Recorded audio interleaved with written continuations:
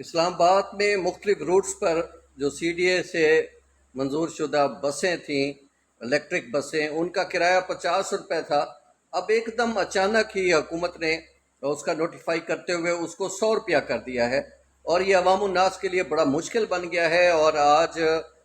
میں بس میں بیٹھ کر جب میں نے یہ جائزہ لیا ہے تو وہ بتا رہے تھے کہ زیادہ تر لوگ جو ہے وہ کرایہ پوچھ کر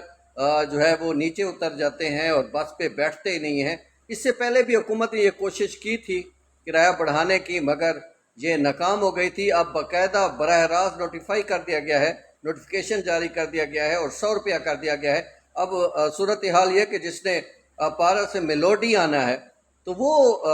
جو ہے وہ کس طرح 100 روپیہ ادا کرے، یا میلوڈی سے جس نے ستارہ مارکیٹ آنا ہے یا ستارہ مارکیٹ سے آگے پیمز تک جانا ہے۔ ہاں، اگر یہ پیمز سے براہ راست بری امام تک کے لیے کوئی بیٹھتا ہے اور اس کے حوالے سے پتہ بھی ہے تو اس کا 100 روپیہ کرایہ کرنے میں کوئی حرج نہیں ہے، لیکن سٹاپ ٹو سٹاپ جو کرایہ 100 روپیہ کرنا ہے یہ ظلم ہے۔ آج عوام نے بھی اس پہ بڑا سخت رد عمل دیا ہے، اور وہ کہتے ہیں کہ ابھی بجٹ آیا نہیں ہے اور بجٹ سے پہلے ہی اور اتنی مہنگائی کر دی گئی ہے اور یہ اس طرح کا کرایہ جو ہے وہ بڑھا دیا گیا ہے، جو یقینی طور پر ناقابل قبول ہے۔